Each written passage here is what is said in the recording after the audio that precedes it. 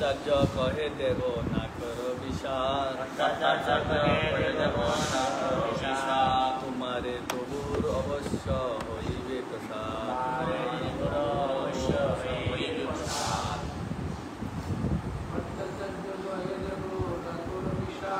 ভট্টাচার্য কহে দেব না করো বিষাদ,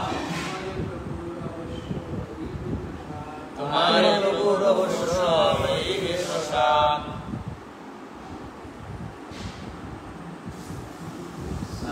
ভট্টাচার্য বললেন, মহারাজ আপনি বিষণ্ণ হবেন না, আপনার এই সুদৃঢ় ভক্তির অভাবে আপনি অবশ্যই শ্রী চৈতন্য মহাপ্রভুর কৃপা লাভ করবেন।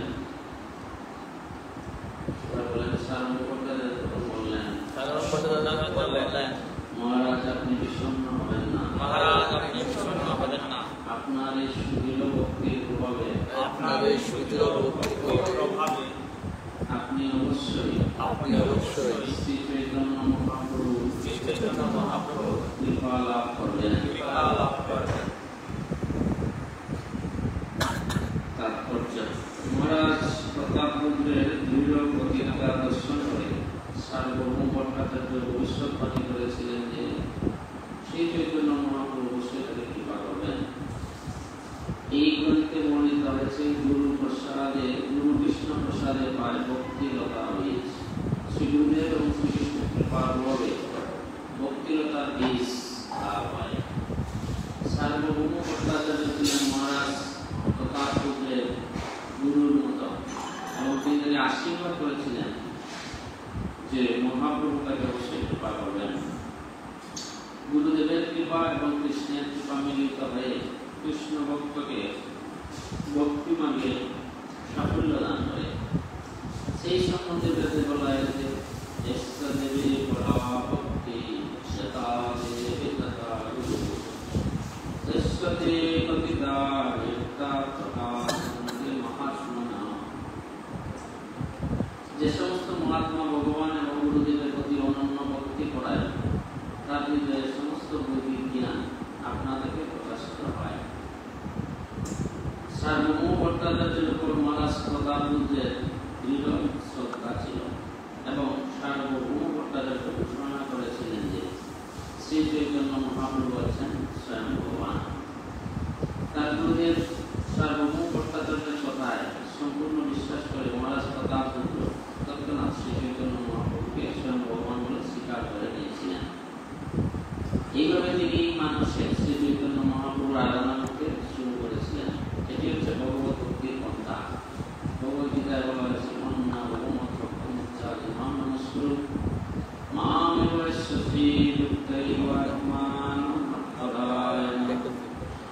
তোমার মনে সর্বক্ষণ তুমি আমার চিন্তা করো, আমার ভক্ত হও, আমাকে প্রণতি নিবেদন করো এবং আমার আরাধনা করো। সর্বতভাবে আমাকে মগ্ন হয়ে তুমি অবশ্যই আমার কাছে ফিরে আসবে। এই পন্থাটি অত্যন্ত সরল। কেবল গুরুদেবের কাছ থেকে জানতে হবে যে শ্রীকৃষ্ণ চৈতন্য ভগবান এবং সম্পূর্ণরূপে তা বিশ্বাস করতে হবে। কেউ যদি তা করেন তাহলে শ্রীকৃষ্ণের কথা চিন্তা করে শ্রীকৃষ্ণের নাম কীর্তন করে এবং শ্রীকৃষ্ণের মহিমা প্রচার করে এই ভক্তি মার্গে আরো উন্নতি লাভ করা যায়। এইভাবে সম্পূর্ণরূপে ভগবানের শরণাগত ভক্ত ভগবানের কৃপা আশীর্বাদ লাভ করবেন, তাদের কোনো সন্দেহ নেই। ছিল সার্বভৌম ভট্টাচার্য সেই কথা বিশ্লেষণ করেছেন। দেশীয় প্রপাতকৃত মাত্র তাৎপর্য কি? যেখানে মহারাজ প্রতাপরুদ্র যখন উদ্বিগ্ন ছিলেন। কেন উদ্বিগ্ন ছিলেন? মানে ভগবান শ্রী চৈতন্য মহাপ্রভুর তিনি কৃপা পাচ্ছিলেন না। এবং তিনি গুরুদেবের তার এই বিশাল পাপ দর্শন করেছেন। সার্বভৌম ভট্টাচার্য ছিলেন পুরী মন্দিরের প্রধান পূজারী, প্রধান পান্ডা। সমস্ত পান্ডারা তার পরিচালনায় পরিচালিত হতেন, সবাই তার অধীনস্থ ছিলেন। পূজারী ডিপার্টমেন্ট প্রধান নাকি যেমন আমাদের স্কুলে পূজারী ডিপার্টমেন্টের প্রধান রয়েছে বিভিন্ন মন্দিরে, প্রত্যেক মন্দিরে তার নেতৃত্বে সেখানকার পূজা অর্চনা, ভগবানের সেবা করা, গর্ভ মন্দিরের অভ্যন্তরে যত কার্যক্রম আছে সেগুলো প্রধান পূজারীর নেতৃত্বে পরিচালিত হয়। এই জন্য প্রধান পূজারীকে খুব অ্যাক্টিভ থাকতে পারে, কেননা মানে টাইমলি দর্শন দিতে হবে, টাইমলি সেবা পূজা করতে হবে। এটা হচ্ছে পূজারীদের প্রধান কর্তব্য, তাই তো? টাইম মতো না করলে সেটা যথাযথ হবে না। সার্বভৌম ভট্টাচার্য তিনি মানে পূজা বিষয়ে এক্সপার্ট ছিলেন, কারণ তিনি কে ছিলেন? তিনি ছিলেন দেবগুরু বৃহস্পতি। বৃহস্পতি তিনি আমরা জানি গ্রহদের মধ্যে প্রধান, তো এদের মধ্যে দেবগুরু বৃহস্পতি সেই তিনি সার্বভৌম ভট্টাচার্য রূপে আবির্ভূত হয়েছেন চৈতন্য মহাপ্রভুর সঙ্গে লীলা রস আস্বাদন করার জন্য। তিনি জ্ঞানে বৃহস্পতি, অনেকে বলে না জ্ঞানে মানে জ্ঞানে পরম জ্ঞানী ছিলেন, পরম তত্ত্ববেত্তা ছিলেন। সেই সার্বভৌম ভট্টাচার্য ছিলেন বেদান্ত বিদ। তিনি অনেক মানে বেদান্ত ভাষ্য তিনি জানতেন, বেদান্ত অধ্যয়ন করতেন।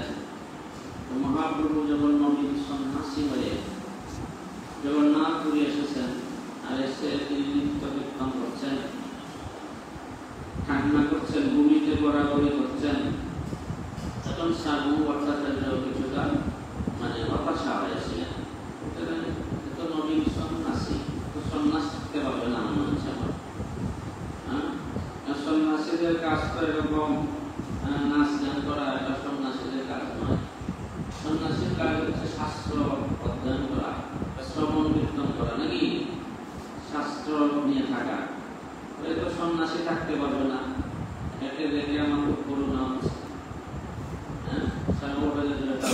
বললেন তার শিষ্যদের মধ্যে, তাকে নিয়ে আসো, আমি তাকে বেদান্তের শিক্ষা প্রদান করবো, বেদান্ত ভাষ্য দান করবো। তখন মহাপ্রভুর কাছে সেই খবর পৌঁছানো হলো। মহাপ্রভু তিনি অত্যন্ত বিনম্র, দিনাদবীর শুনেছেন অন্তরূপী সহিষ্ণুনা অমানিনা মানজেন কীর্তনিয়া সদাবলী। তিনি অত্যন্ত বিনম্র চিত্তে সার্বভৌম ভট্টাচার্যের কাছে এসে উপবেশন করলেন। আর তখন সার্বভৌম ভট্টাচার্য চৈতন্য মহাপ্রভু উদ্দেশ্য করে বেদান্ত শিক্ষা প্রদান করতে লাগলেন। যখন প্রদান করছেন মহাপ্রভু মানে কোনো কথা তিনি বলছেন না, কারণ মহাপ্রভু যেহেতু বিনম্রতার মূর্ত প্রতীক, বৈরাগ্যের মূর্ত প্রতীক, বৈরাগ্য বিদ্যা নিজ ভক্তিযুগ, বৈরাগ্য বিদ্যা আর ভক্তিযুগ শিক্ষা দেওয়ার জন্য তিনি আবির্ভূত হয়েছেন। তাই মহাপ্রভু তিনি তার যে জ্ঞান, তিনি যে নিমাই পণ্ডিত রূপে কেশব কাশ্মীরিকে, দিগ্বিজয় পণ্ডিতকে পরাস্ত করেছিলেন, কিন্তু অত্যন্ত বিনম্রতা সহকারে। এখানে কোনো যারা জ্ঞানী, এই জগতে জ্ঞানী, জাগতিক জ্ঞানী, তাদের জ্ঞানের খুব অহংকার থাকে, তারা জ্ঞান দিয়ে সবকিছু জয় করতে চায়, তাই না? এই জন্য বলছেন মনে মনে পাণ্ডিত্যে কৃষ্ণের নাকি পায়, কেবলই ভক্তির বশ চৈতন্য প্রসার। জন দিয়ে পাণ্ডিত্য দিয়ে ভগবানকে লাভ করা যাবে না। এবং মানে অত্যন্ত প্রাচুর্য আছে যার জনার্থ ব্যক্তি। এই জন্য যেমন হিরণ্যকশিপু, হিরণ্য শব্দের অর্থ কি? স্বর্ণ। আর কশিপু শব্দের অর্থ কি? বিছানা। মানে সে বিছানায় ঘুমাতো, সেটা কি দিয়ে তৈরি? অনেকে বড় লোক আছে না, মানে টাকা কোথায় রাখবে মানে হিসাব হয় না, তখন তুষকে গেছে টাকা ঠিক না। তো হিরণ্যকশিপু মানে সে স্বর্ণ, এত পরিমাণ তার কাছে মানে সম্পদ ছিল, সারা ত্রিলোককে সে অধিকার করেছিল, ঠিক না? সর্বত্র তার প্রভাব বিস্তার করেছিল। ধন দিয়ে সে সবকিছু নিয়ন্ত্রণ করতে চেয়েছিল, কিন্তু সেটা তার ভাগ্যে হয় না। প্রহ্লাদে সে তার সমস্ত প্ল্যান বরবাদ হয়ে গেছে। তার ছেলে দুটি মানে যখন কেউ এরকম দুর্বুদ্ধি করে তখন ভগবান তার উল্টা একটা দোষ দিয়ে দেন। ভগবানের তরফ থেকে একটা দোষ চলে আসে। দুর্বুদ্ধি করলে এরকম মানে অ্যান্টিবায়োটিক দিয়ে দেওয়া হয়, ঠিক কিনা? তাই প্রহ্লাদ চলে আসছে। আর সে তো অনেক বড় বড় দেবীদেরকে বন্দী করেছে, তাদেরকে দিয়ে অনেক কাজ করিয়েছে, তাদেরকে নবগ্রহ অনেককে কি করেছিল, নবগ্রহ কিন্তু এরকম মানে অনেককে সে পরাস্ত করেছে, ত্রিলোক অধিকার করেছিল। কিন্তু প্রহ্লাদের কাছে সে পরাস্ত হয়ে গেছে। প্রহ্লাদের কাছে কোনো অস্ত্র ছিল না, ছিল কি জন্য পরাস্ত হয়েছে? ভক্তির কাছে। শুদ্ধ ভক্তি ছিল, যার কাছে শুদ্ধ ভক্তি আছে। শুদ্ধ ভক্তি লক্ষণ কয়টি? 6টি। কি কি? ভক্তি রসায়ন মধ্যে প্রথম অধ্যায়ে বর্ণনা করা হয়েছে। শুদ্ধ ভক্তি কেশবনি। শুদ্ধ ভক্তি কি? শুদ্ধ ভক্তি মানে ক্লেশ দূর করে। তার মানে যদি ক্লেশে থাকে, ক্লেশ থাকে, তাহলে তো শুদ্ধ ভক্তি হতে আমি এগোতে পারছি না। শুদ্ধ ভক্তি কি করবে? সমস্ত প্রকার ক্লেশ নাশ করবে। 2 নম্বর লক্ষণ কি? শুভদা। শুদ্ধ ভক্তি শুভদা মানে সবসময় মঙ্গল বিধান করবে, ভক্তি অনুশীলন করবে, তার মঙ্গলে মঙ্গল হবে না। শুদ্ধ ভক্তি অনুশীলন করবে, আরে মঙ্গল চলে যাবে। এই জন্য এই ভিডিও সাধন ভক্তি। সাধনা, আপনি সাধনা করছেন, সাধনা পারফেক্ট হচ্ছে কিনা এটা বোঝা যাবে যে ক্লেশবনি এবং শুভদা আপনার মধ্যে আমার মধ্যে উদয় হচ্ছে কিনা, তাহলে বুঝতে হবে সাধনা হচ্ছে। শুদ্ধ ভক্তি লক্ষণে 2টি লক্ষণ যদি কোনো ব্যক্তি উপলব্ধি করতে পারেন, তিনি বুঝতে পারেন বা তার মধ্যে যদি প্রকাশিত হয়, তিনি সমস্ত প্রকার ক্লেশ থেকে মুক্ত আর সমস্ত প্রকার অমঙ্গল থেকেও মুক্ত, তাহলে বুঝতে হবে তিনি সাধনা ভক্তি পারফেক্টলি অনুশীলন করছেন। সাধন ভক্তি, ভাব ভক্তি আর হচ্ছে প্রেম ভক্তি। তাহলে পরবর্তী 2টা কি লক্ষণ? প্রথম যেটা দিয়েছে, পরে হচ্ছে কি মুখ্য লঘুতাত্ত্বিক নাকি মুখ্য লঘুতাত্ত্বিক এবং সান্দ্রানন্দ বিশ্বাস। ঠিক আছে তো? ভাব ভক্তির মধ্যে 4টি লক্ষণ থাকে। ভাব ভক্তির লক্ষণ কয়টি? 4টি। প্রথম 2টি মানে সাধন ভক্তির লক্ষণ, আর ওই যে একটা 2টি, 3-4। এই 4টি মিলে বোঝা যাবে সে ভাব ভক্তির মধ্যে আছে, তাই তো? আর তারপরে কি ভক্তি? প্রেম ভক্তি। প্রেম ভক্তির মধ্যে 6টি লক্ষণ। কয়টি লক্ষণ? ওই যে আগের 4টি আর 2টি প্লাস হবে। কি কি? শ্রীকৃষ্ণ আকর্ষণী এবং নাম ভক্তির সমাজে এই জন্য মানে এই 6টি লক্ষণ থাকবে প্রেম ভক্তির স্তরে। এই জন্য সাধক তিনি কোন স্তরে আছেন? সাধন ভক্তির স্তরে আছেন নাকি ভাব ভক্তির স্তরে আছেন নাকি প্রেম ভক্তির স্তরে আছেন, সেটা তার প্র্যাকটিসের মাধ্যমে, তার লক্ষণের মাধ্যমে, তার নিজের ভাবের মাধ্যমে, তার বিভিন্ন মানে আচার আচরণের মাধ্যমে সেটা অটোমেটিকলি প্রকাশিত হয়, ঠিক কিনা? এজন্য এখানে বলা হচ্ছে মানে ধনের জনে পাণ্ডিত্যে কৃষ্ণের নামে পায়, কেবলই ভক্তির বশ পরিচালনা ধন দিয়ে হিরণ্যকশিপু লাভ করতে পারে না। জন দিয়ে, জন মানে কি? লোকবল। আমার অনেক লোকবল আছে, আমি জোর করে ভগবানকে আমি লাভ করতে পারবো, ভক্তি করতে পারবো, আমার প্রভাব প্রতিপত্তি বিস্তার করতে পারবো। কারণ আমার অনেক ফলোয়ার্স আছে। এরকম যদি চিন্তা করেন তাহলে তিনি মূর্খের স্বর্গে বসবাস করছেন। এদের মনে জনে পাণ্ডিত্যে, পাণ্ডিত্য মানে জ্ঞানের অহংকার দিয়ে ভগবানকে লাভ করা যাবে না, কেবলমাত্র ভক্তির মাধ্যমে ভগবানকে লাভ করা যাবে। এই জন্য ভগবদ্গীতার একটা শ্লোক আছে, কি শ্লোক? ভক্তানামপি জানাতি জবান যস্মাৎ তত্ত্বতঃ ততমাং তত্ত্বতো জ্ঞাতা বিশদেতা অনন্তরং। মানে কি? মানে ভক্তি দ্বারা আমাকে লাভ করতে পারেন। ভক্ত অন্য কিছু দ্বারা, যিনি ভক্তি অনুশীলন করবেন তিনি তো ভক্ত, যিনি ভক্তি করেন না তিনি ভক্ত নন, তিনি শক্ত, তিনি যোগী, বিভিন্ন কিছু নাম আছে। এই জন্য ভক্ত ভক্তির দ্বারা ভগবানকে লাভ করতে পারবে। ভক্তা মাম অভিজানাতি,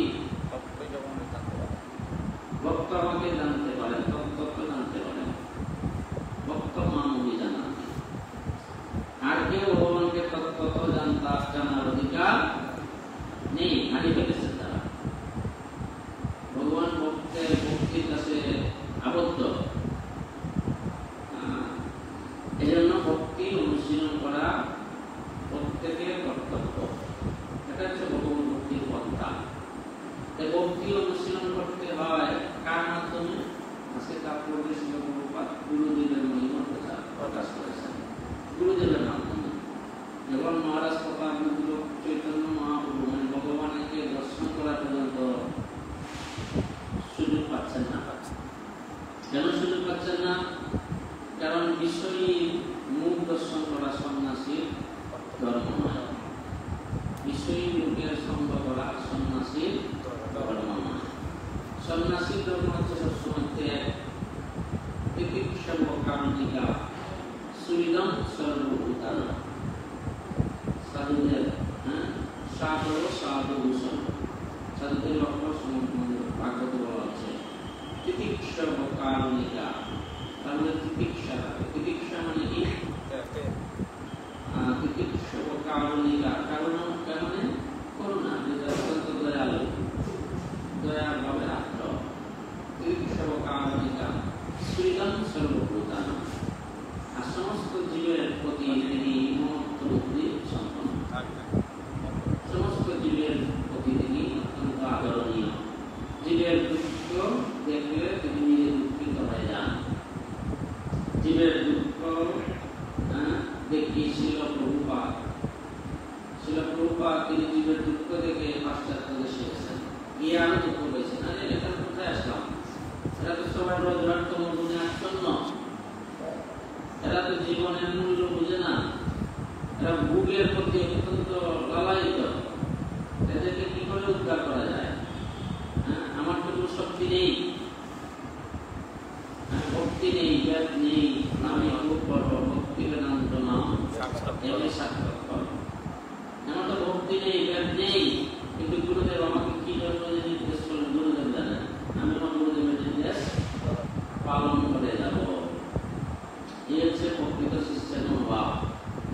গুরুদেব যা বলবেন বিনা কোশ্চেনে, কোনো মানে কোশ্চেন করা যাবে না।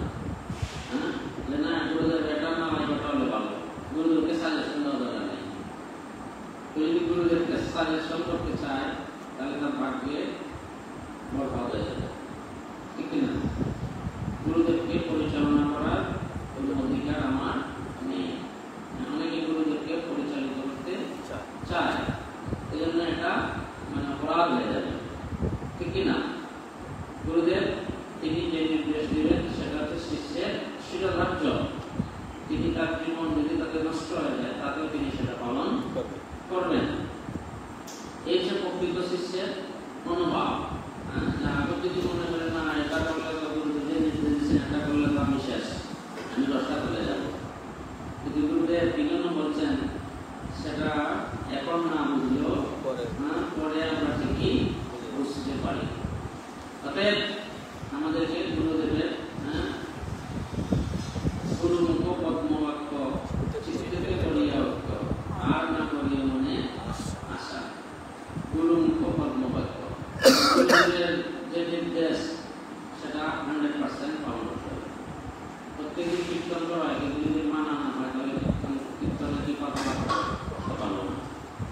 গুরুদেবের কৃপা লাভ করতে পারবো না।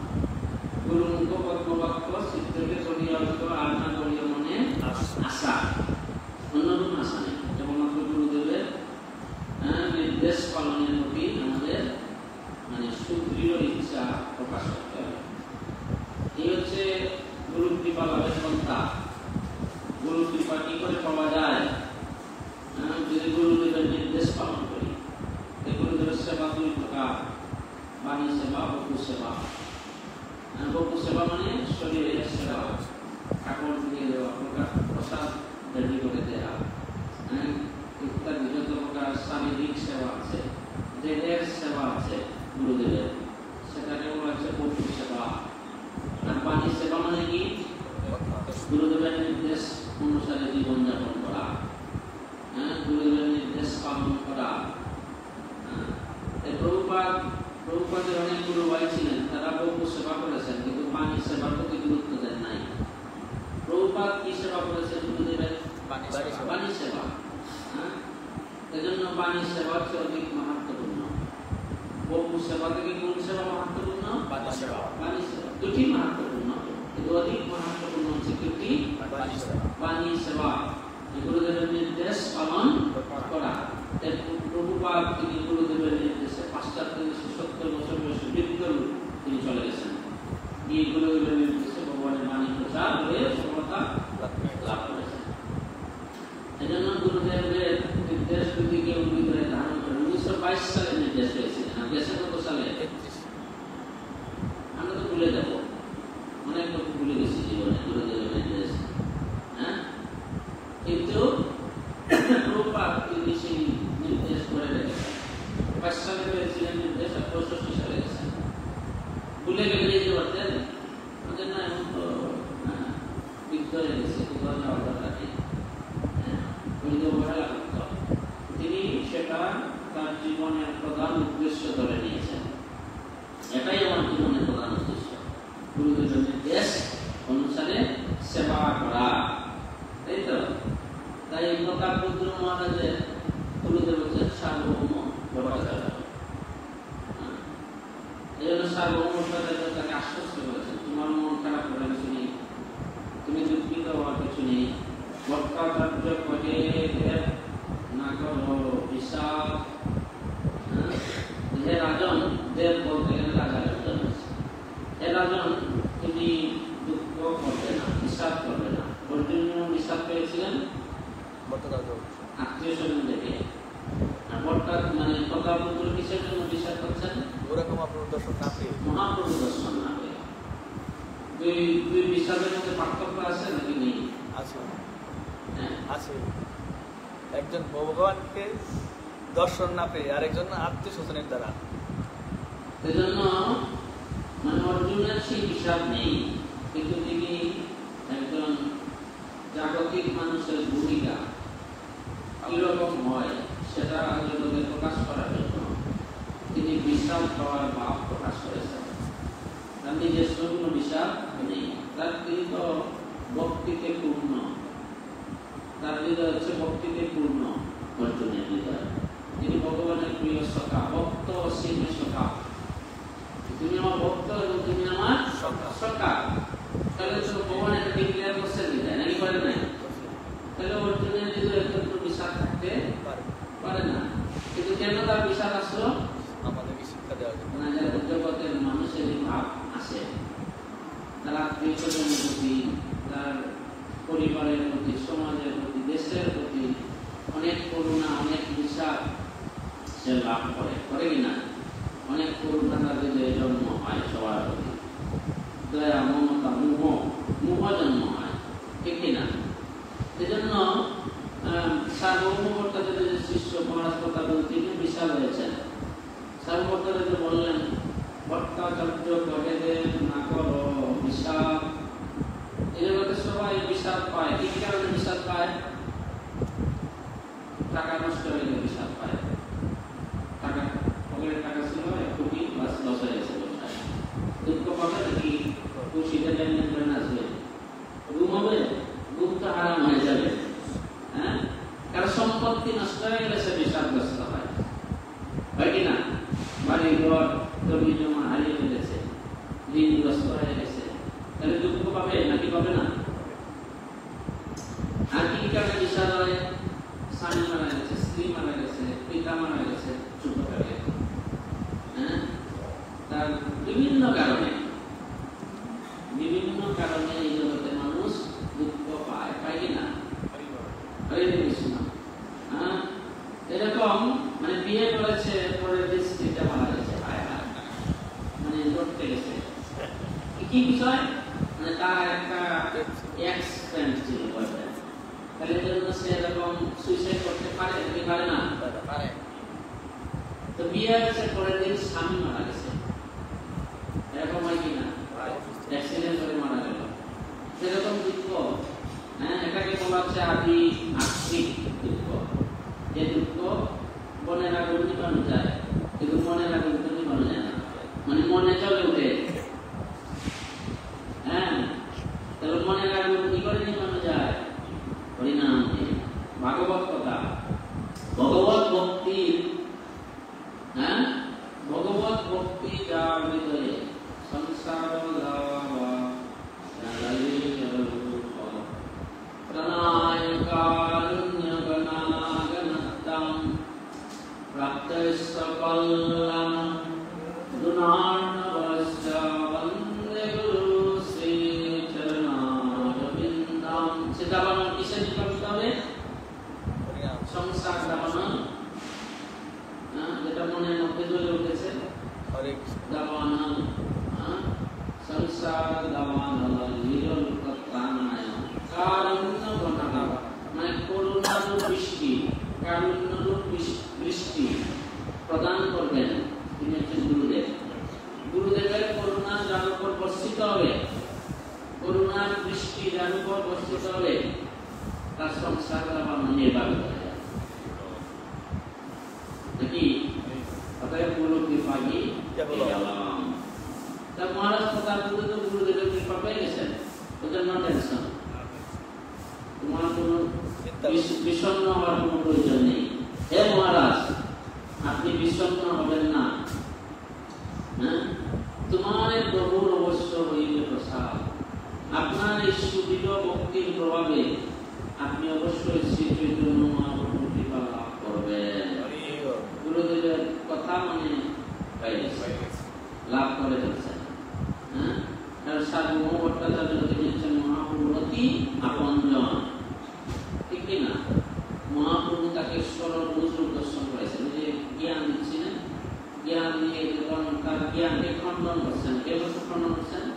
চৈতন্য মহাপ্রভু। এটা লীলা বর্ণনা আছে, সার্বভৌমটা জ্ঞান দিচ্ছেন, তুমি কি বুঝতে পারছো না? বুঝতে পারছো না আমার কথা? তো মহাপ্রভু বলছেন আমি বুঝতে পারছি না। কেন বুঝতে পারছো না? যে আপনি যা বলছেন উল্টা বলছেন। আপনি ভগবানকে নির্বিশেষ নিরাকার বানিয়ে দিয়েছেন, নিরাকার, কিন্তু ভগবান তো নিরাকার নন। আপনি নিজেই তো ভগবানের জগন্নাথের সাকার রূপের আরাধনা করেন, তাহলে আপনি তো যে জ্ঞানের কথা বর্ণনা করেছেন সেটা তো নিরাকার জ্ঞানের কথা বর্ণনা করেছেন। যেমন মহাপ্রভু তার ভুল ধরিয়ে দিয়েছেন, তখন তিনি মহাপ্রভুর চরণে আত্মসমর্পণ করেছেন, এবং মহাপ্রভুর কাছে স্বরূপ প্রকাশ করার জন্য আবেদন করেছেন। তখন মহাপ্রভু তিনি তার স্বরূপ সর্বভূত মূর্তি, সার্বভৌমতাদের যে বাড়ি ছিল পুরীতে, সেখানে আমরা দেখতে পাই, সেখানে সর্বভূত মূর্তি মহাপ্রভু সার্বভৌমতাদের দর্শন দিয়েছেন, সর্বভূত রূপ। এই জন্য সার্বভৌম অত্যন্ত ভাগ্যবান, তিনি মহাপ্রভুর অত্যন্ত আপন পার্শ্বদ, তিনি মহাপ্রভু।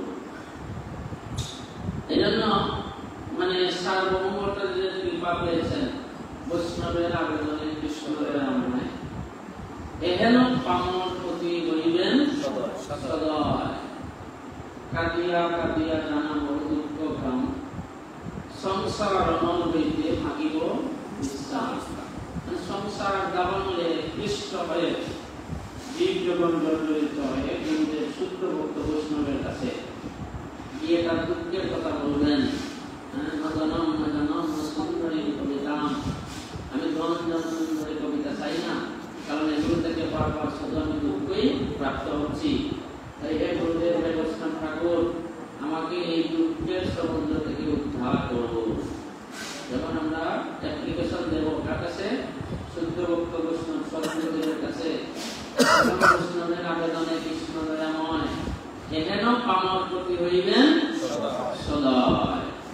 একজন বৈষ্ণব আমার পক্ষে মানে কি করে দিবেন, রিকমেন্ডেশন করে দেবেন।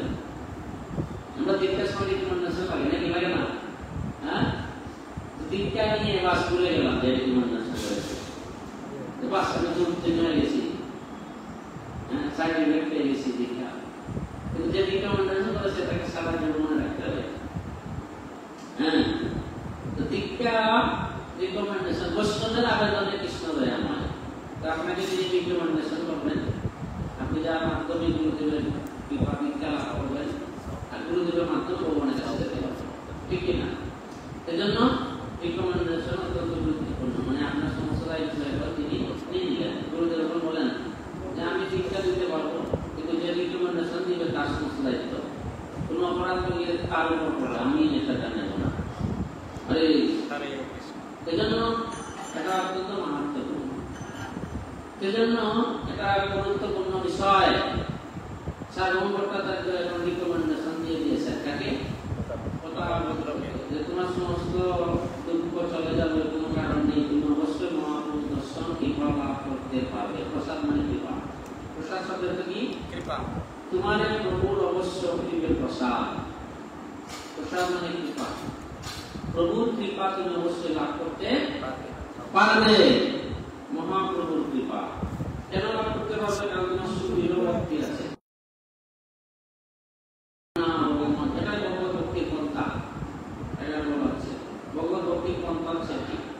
গুরুদেবের মাধ্যমে ব্রহ্মাণ্ড ভ্রমিতে কোন ভাগ্যবান জীব গুরু কৃষ্ণ প্রসাদে পায় ভক্তিলতার বীজ। গুরুদেব এবং কৃষ্ণের প্রসাদে ভক্তিলতার বীজ পাওয়া যায়। দুইজনের কম্বাইন্ড কৃপা লাগে। কম্বাইন্ড মানে যৌথ, সমন্বিত, একজনের কৃপা লাগে না, দুজনেরই কৃপা লাগে। তো গুরুদেবের কৃপা কি করে পাওয়া যায়?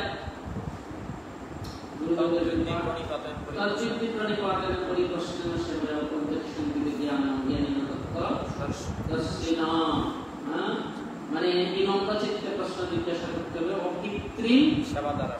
অকৃত্রিম শব্দের অর্থ কি? যেটা আমাদের ফ্যাশনেবল না, ফ্যাশনেবল আসলে একটা বাইরে একটা এরকম নয়। হ্যাঁ, অকৃত্রিম মানে আসল, অকৃত্রিম মানে একদম প্রকৃত ভক্তি, পিওর ভক্তি। আর কৃত্রিম ভক্তি মানে কি? মানে দেখাচ্ছে বাইরে ভক্তি, কিন্তু ভিতরে হচ্ছে ভিতরে কুটিলতা। এটা হচ্ছে কৃত্রিম ভক্তি। এটাকে মর্কট বৈরাগ্য বলা হয়। কি বৈরাগ্য? মর্কট বৈরাগ্য না করো লোক দেখাইয়া যথাযুক্ত বিষয় অনাসক্ত হইয়া। যে মর্কট বৈরাগ্য না করো লোক দেখাইয়া, মানে বানরের মর্কট শব্দ হচ্ছে বানর। হ্যাঁ, বানরের নিরামিষ খায়, তার সে কি বৈষ্ণব হয়ে যাবে? এটা চঞ্চলের মধ্যে এক্সপার্ট, সবচেয়ে টপ মোস্ট শয়তান, চঞ্চল। হ্যাঁ, চঞ্চল সংযমে ব্যর্থ। তাতে মর্কট বৈরাগ্য না করো লোক দেখাইয়া, মর্কট বৈরাগ্য করা যাবে না। হ্যাঁ, কৃত্রিম বৈরাগ্য দেখানো দরকার নেই। কৃত্রিম বৈরাগ্য তাহলে অকৃত্রিম। অকৃত্রিম মানে প্রকৃত ভক্তি, রিয়াল ভক্তি। সেটাকে বলা হচ্ছে মানে যুক্ত বৈরাগ্য। কি বৈরাগ্য? যুক্ত বৈরাগ্য উচ্চতে। যুক্ত বৈরাগ্য কাকে বলে? মানে জগতের সমস্ত বস্তু ভগবানের সেবায় নিয়োজিত করাকে বৈরাগ্য বলে। ফল্গু বৈরাগ্য কাকে বলে? মানে জগতের সমস্ত বস্তু দেওয়া বলে ভগবান থেকে দূরে সরিয়ে দেওয়াকে, অভিনয় করাকে ফল্গু বৈরাগ্য। মানে ত্যাগ করেছে কিন্তু মনে মনে বাসনাটা রয়েছে, ত্যাগ করছে কিন্তু মনে মনে বাসনা রয়েছে, ফল্গু নদীর মতো। আরে এটাকে বলা হয় ফল্গু বৈরাগ্য। আর যুক্ত বৈরাগ্য মানে ভগবানের সেবায় নিয়োজিত করেছে। আর মর্কট বৈরাগ্য মানে যে বৈরাগ্য হচ্ছে ক্ষণস্থায়ী, মানে এখন আছে মনে আছে পরে গেছে ভক্তি নাই। হ্যাঁ, এটাকে মর্কট বৈরাগ্য বলে। স্থির ভক্তি না, অস্থির মর্কট বৈরাগ্য। অতএব ভক্তির পন্থাটি অত্যন্ত সরল, কেবল গুরুদেবের কাছে শ্রীকৃষ্ণ হচ্ছেন পরমেশ্বর ভগবান, তাতে সম্পূর্ণ বিশ্বাস করতে হবে। কেউ যদি তা করেন তাহলে শ্রীকৃষ্ণের কথা চিন্তা করবেন, শ্রীকৃষ্ণের নাম কীর্তন করবেন, আমাকে আরো উন্নতি লাভ করবেন। ভক্তি মানে উন্নতি লাভ করার ক্ষমতা কয়টি এখানে বলা আছে? শ্রীকৃষ্ণকে চিন্তা করা, অন্য কোনো কাজে চিন্তা করা যাবে না। কি করে ভগবানের সেবা হবে? ভগবানের ভগবানের মন্দিরে ভালো করে প্রচার হবে, ভগবানের সেবা হবে। সেবা যদি চিন্তা করা হয় তাহলে সেবার যে পরিপাটি আছে সেগুলো আগে থেকে প্ল্যান করে রাখতে হয়। আগে থেকে প্ল্যান না, এখন সেবা শুরু হবে এখনই প্ল্যান করবো তাহলে কিন্তু বেজার লেগে যাবে। আগে থেকে প্ল্যান করে দিতে হয় সেবা করার জন্য। পূজা সেবা কালেকশন হোক, রথযাত্রা হোক, যে কোনো অনুষ্ঠান হোক, বৈষ্ণব সেবা হোক, আগে থেকে প্ল্যান করতে হবে। ঠিক কিনা? যে বৈষ্ণব সেবা মন্দিরে যদি উপস্থিত থেকে প্ল্যান করা হয়, কে রান্না করবে তাহলে হবে আগে থেকে প্ল্যান করতে হবে। 2 দিন আগে বাজার করতে হবে, আগে থেকে সব রেডি রাখতে হবে।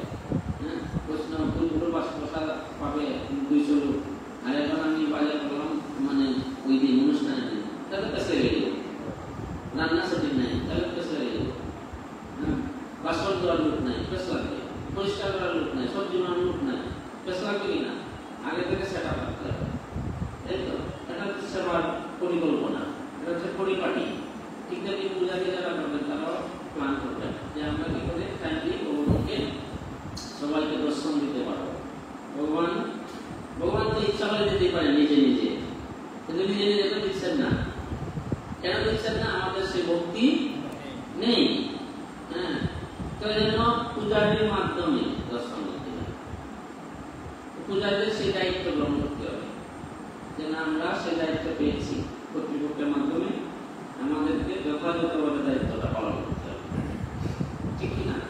প্রত্যেকের দায়িত্ব যথাযথভাবে পালন করতে হবে। সেটা সেবা হচ্ছে মানদণ্ড। কেবল গুরুদেবের কাছ থেকে জানতে হবে শ্রীকৃষ্ণ হচ্ছে পরমেশ্বর ভগবান। এটা হচ্ছে ভগবানের কথা চিন্তা করার মাত্র।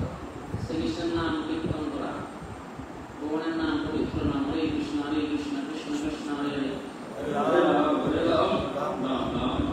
কীর্তন করতে হবে। আমরা সকাল মঙ্গলারতি, কৃষ্ণারতি, গুরু পূজা, সন্ধ্যারতি, দুপুরারতি, এরকম বিভিন্ন সময় যখন আমরা সুযোগ পাবো কীর্তনে যোগদান করতে হবে। কীর্তন আমরা করতে পারি। এই জন্য এটা হচ্ছে কীর্তন। সারা পৃথিবীতে ইসলাম কীর্তন করছে না? স্ট্রিট কীর্তন মানে রাস্তায় রাজপথে কীর্তন করছে, ঘরে ঘরে নগরে নগরে মহাপ্রভুর নির্দেশ প্রতি ঘরে ঘরে যে বড় ভিক্ষা, বলো কৃষ্ণ বলো কৃষ্ণ শিক্ষা, শুনো শুনো নিত্যানন্দ শুনো হরিদাস, সর্বত্র আমার আজ্ঞা করো প্রকাশ। প্রত্যেক ঘরে ঘরে যাও, গিয়ে আমার নাম প্রচার করো, কীর্তন করো, শ্রীকৃষ্ণের নাম প্রচার করা, ভগবানের বাণী প্রচার করা, ভগবদ গীতা, ভাগবত, চৈতন্য চরিতামৃত ইত্যাদি শাস্ত্র গ্রন্থ থেকে আলোচনা করা, তাতে জীবের ভক্তের হৃদয়ে শুদ্ধ ভক্তি প্রকাশিত হবে। সমস্ত সংশয় সমস্ত সন্দেহ দূরীভূত হবে শাস্ত্রের মাধ্যমে। শাস্ত্রকে টর্চ লাইট দিলে অন্ধকার চলে যায়। ঠিক তেমনি গীতা, ভাগবত, চৈতন্য চরিতামৃত শাস্ত্রের মাধ্যমে এই অন্ধকারাচ্ছন্ন মায়া মোহময় জগৎ থেকে আমরা আলোকময় বৈকুণ্ঠ জগতের সন্ধান লাভ করতে পারবো। ঠিক কিনা? টর্চ লাইট হচ্ছে শাস্ত্র। এই জন্য ভগবানের বাণী প্রচার করতে হবে, তাহলে অবশ্যই ভক্তি মধ্যে উন্নতি লাভ করা যাবে। হরে কৃষ্ণ কৃষ্ণ কৃষ্ণ হরে রাম রাম রাম হরে। আজকের তাৎপর্য ছিল প্রভুপাদ আমাকে কি শিক্ষা দিলেন তুমি একটু বলেন। শ্লোকের মাধ্যমে প্রভুপাদ শিক্ষা দিয়েছেন যে গুরুদেবের অনুগত হয়ে ভক্তি সাধন করতে হবে। গুরুদেব তো আমার সামনে নেই, কিন্তু সরাসরি আমাকে নির্দেশনাও দিতে পারে, সেক্ষেত্রে আমাদের কি করণীয়? তার বাণী সেবা আমাদের এটি করতে হবে। আর তিনি যে প্রতিনিধি নিয়োগ করেছেন তার প্রতিনিধির মাধ্যমে আমাদের সেবা করতে হবে। যদি ব্যতিক্রম করি তাহলে আমাদের ভক্তি জীবন মানে পুরস্ব দ্বারা, ভক্তি জীবন হচ্ছে কুলের দ্বারা, কুল দিয়ে আমরা মস্তক মন্ডন করি কিনা, একটু যদি অমনোযোগী থাকে নাকি তাহলে কি হবে? একটু অমনোযোগী হবে, ঠিক কিনা? এই জন্য পুরস্ব দ্বারা ভক্তি জীবন হচ্ছে কুলের ধারার মতো। যদি একটু অন্য চিন্তা করি, গুরুদেবের পানি থেকে সরে নিজে চিন্তা করি, তাহলে কি হয়ে যাবে? অ্যাক্সিডেন্ট অবশ্যই পুরস্কার দ্বারা, তাই তো? অতএব আমরা আজকের সুখে তাৎপর্য প্রভুপাদ আমাদেরকে শিক্ষা দিচ্ছেন যেন গুরুদেবের অনুগত হয়ে ভগবানের কথা চিন্তা করবো, ভগবানের নাম জপ করবো এবং ভগবানের মহিমা প্রচার করবো। তিনটি নির্দেশ দিচ্ছেন প্রভুপাদ। এটা যদি আমরা আমাদের জীবনে অ্যাপ্লাই করি তাহলে আমাদের জীবন সফল হবে প্রভুপাদ বলেছেন। আর যদি না করি তাহলে জীবন ব্যর্থ হয়ে যাবে। হরে কৃষ্ণ কৃষ্ণ কৃষ্ণ হরে রাম হরে রাম রাম রাম। কারো প্রশ্ন আছে? তো তাৎপর্য পড়ো তো আমাদের প্রত্যেকদিন কমপক্ষে 10-15 স্কুল দিতে হবে নাকি? যেমন তাৎপর্য থাকবে না, কিন্তু তাৎপর্য আছে। আমরা এখানে শেষ করলাম। जय श्री कृष्ण। जय श्री प्रभुपाद की जय।